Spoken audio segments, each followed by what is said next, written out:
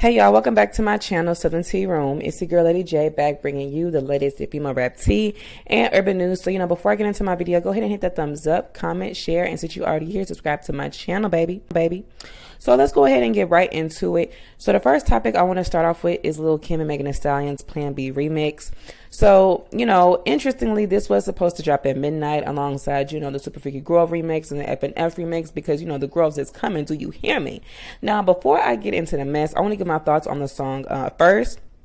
And I honestly feel like, even though I really wasn't feeling this from Kim, I honestly will say it's better than anything that she has put out in like the past decade.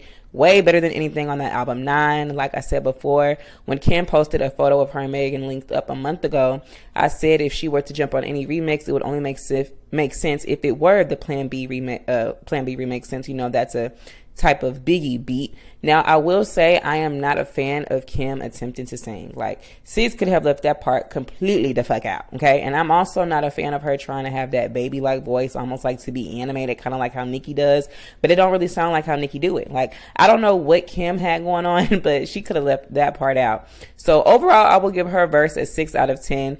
It would be a 7 if she would have just left that singing and animation out, in my opinion, because, she did have bars. Now, Lil Kim did go ahead and post the whole song prior to the scheduled midnight release, and fans are speculating that Megan had it pulled. However, fans are speculating that the reason Lil Kim put the whole song on her YouTube is to clear the air after 50 Cent called her out on IG for allegedly talking about Nicki Minaj's son. Now, 50 Cent posted this: "Nicki Minaj, you better light her ass up. I'm watching." She said something about the baby. Her baby I effed up.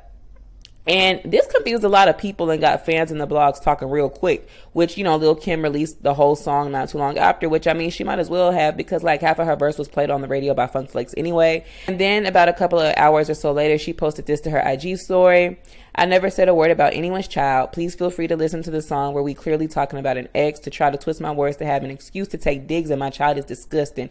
I'm one of the most disrespected legends in the game, but what you will not do is come for my child. I still can't believe y'all can't see through 50's lame ass, disgraceful, ugly, and narcissistic tactics. Y'all still falling for this ish. He created this whole false narrative to cause drama and confusion because the girl he wanted is getting too much attention." Now let's pause for a second, digest, and rewind back to 50's comment. It chaps my ass when people come for children like they are completely innocent and are completely unaware of that they're being used and slandered to spite their parents. Like, it's annoying. Like, come on now, they kids. However, I found it very interesting for 50 to post that Kim talked about Papa Bear and tag Nicki, because this kind of seemed problematic, because I really didn't get the gist of her talking about Papa Bear anywhere in this song. Like, I immediately went to go listen and I didn't hear her talking about Papa Bear anywhere. Now, 50 Cent has always been team Nicki Minaj, but a lot of people were confused and of course, hurried to go listen to the song just like I did. Now, some people were wondering why Kim took a while to directly say that she was not talking about Nicki's son. Some are saying she wanted that attention, but I really don't think that's true, because if 50 never would have posted that, the opposite would be true. You know what I'm saying? Now, what I think is really interesting is Megan didn't even promote or post the remix, but she did post about her being nominated for the BMI R&B Hip Hop Awards for Best Songwriter of the Year. So let me know what you think about that. Also, Megan had the song removed from YouTube. And I just found it interesting that this is Kim's first semi-major collab with a female rap girl in a long time, because a lot of these female rap chicks claim to love Kim so much, but won't give her no feature, no time of day, no nothing, Megan included. And when she finally does get a feature, she can't even get proper promotion. So I honestly don't think this song is going to make much impact on the charts, but it was a cute moment. It was a kiki, nothing memorable. So you can let me know your thoughts on that below. Now, the next topic I want to talk about is Glorilla, or Glorilla's team replacing Saweetie with Lotto and JT for the F&F remix. So if you didn't know, Glorilla has been making a lot of noise here lately for her summer anthem F&F, and now she has a new song that is also going viral on TikTok called Blessed, which I actually like, by the way, although I think she is exaggerating her deep voice just a bit. Anyway, since F&F is climbing up the chart or whatever and it's still making noise, it only makes sense for her to, release the remix, especially now that she signed with Yo Gotti. Now, originally Saweetie was the one on the remix. She even flew out to shoot the video with Glorilla and her friends and all that, okay? She even talked about it on her recent appearance on Carisha Please. Now, I don't know what happened between then and now, but Glorilla announced earlier today that the remix was dropping tonight with JT and Lotto. So some fans are coming up with their own theories as to why Saweetie won't be on the remix anymore, especially after going as far as to shoot the video. If I was Saweetie though, I would be pissed off or a little bit agitated, because that's just a big waste of my time. Like, she is not the most talented female rap girl by far, but she does have a big buzz. So to collaborate with someone as new and upcoming as Glorilla is a big deal for Glorilla. Now, I believe this was before she signed with Yo Gotti, so perhaps after signing with Yo Gotti, the label might have opted against having Saweetie on the remix, since, you know, Saweetie doesn't do the best when it comes to selling her singles, and her verses aren't always you know, top tier when on her features, and her features don't usually make much noise anyway. If they do, they don't last that long. So maybe they just, you know, wanted to go a different direction for business purposes, especially since FNF is such a big record right now. The point of a remix is to push it up even more. Now, Hit Kid did confirm that the remix couldn't happen because of paperwork that wasn't due to Saweetie's fault. In other words, her label fumbled the bag. But honestly, I think this beat is really perfect for JT and Lotto, especially Lotto. Like, I can hear her on this song before I even heard the song. Now, after hearing the song, I think it's fire. You know, I already like the original. JT's verse was definitely fire. I like when she said that, you know, she a city girl and ain't nothing about her free, okay? And I think Lotto definitely went hard. I think Lotto killed her verse hands down. Even though Lotto has been kind of irritating me a tad bit lately, I can't deny the girl's talent, okay? She ate her verse down, and I did catch the Safari shade she threw, you know. She said her exes ain't shit without her. They like Safari, because, you know, basically, you know, Safari ain't shit without Nicki Minaj, which we already knew. But let me know your thoughts on the song and how you think it will do commercially on the charts. Now, the last topic I want to talk about is Nicki Minaj's Super Freaky Girl Queenmix. Now, when Nicki Minaj's Super Freaky Girl went #1 2 weeks ago, there was a few female rap girls that congratulated Nicki Minaj, and she told them to check their DM that she had a little something something for them. And clearly the surprise for them was them being featured on the remix, which is a big deal since this song went #1 and is currently still hot on the charts since the remix release has went #1 on US iTunes, which is a first for, you know, the ladies on this remix. You know, this is their first time going #1. So there was a lot of speculation about who the girls that were going to be on the song. A lot of people were saying Dreezy, Cupcake, JT, and Bia, and I wouldn't have mind Cupcake or Dreezy on the song, but, you know, we got Katie Got Bands instead. But Nicki said there was 6 verses because someone wanted to be added last minute, which, come to find out, was Roman Child.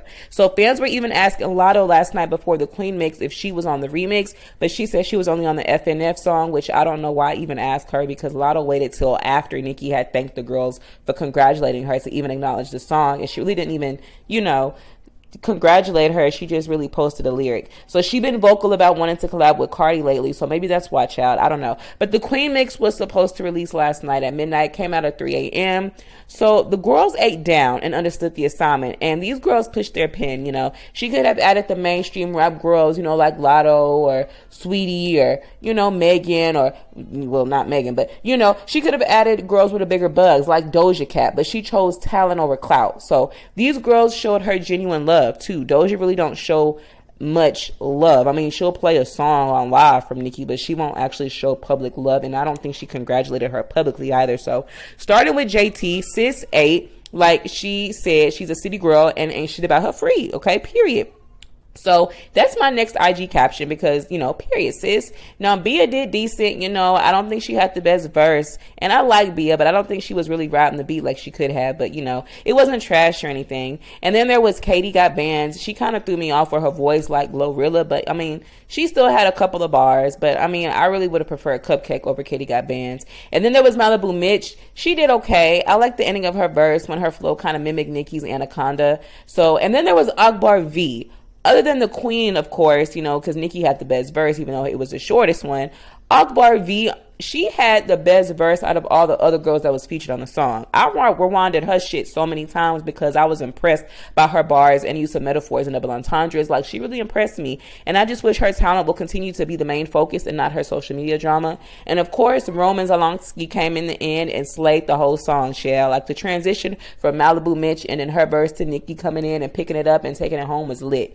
And to keep it a bug, Nicki was throwing shots, as she should, because, you know, shots be getting thrown at her her whole past year, okay? So she said, I ain't got to beg for sympathy from the media, idiot, okay? And even did the mumbling and cackling at the end to address Miss Mumbling and Cackling, Missy Elliott, who been throwing shade the past 2 weeks since Super Figure Girl went #1.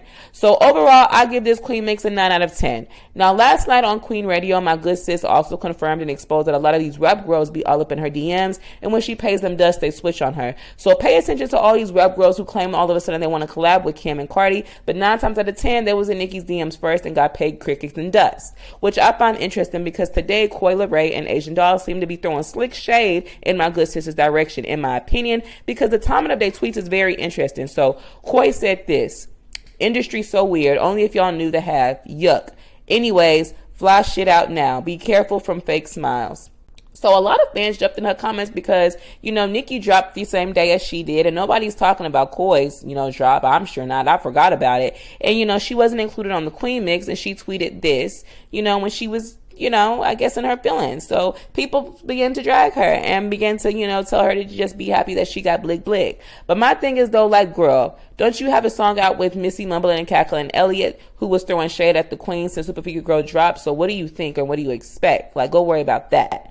Also, Asian Doll seems to feel some type of way. You know, she been holding her breath, thinking that nobody was going to get in line before her for Nicki collab, which clearly everybody done got a collab before her. So, you know, she got beef with Katie Got Bands because, you know, she wants to be the queen of drill, and Katie Got Bands is a drill female rapper. So they got a little beef going on, and Katie got a feature before Asian Doll did. So fans were saying Asian was feeling some type of way because she tweeted, the queen of drill, she's coming, she's bored and she's needed. Y'all bitches gonna need CPR once I'm done with your LOL good look on really pushing y'all pins. So I personally definitely believe Asian is feeling some type of way, but my thing is, sis, step it up and stop being weird. 1 minute you throwing shade because Nicki collabs with other artists, and the next you're being a groupie, and on top of that, you got drama going on all the time. Like, aren't you sharing a man with Mellow Racks right now? So even Cardi B got to tweet in saying, Barty Gang not ready.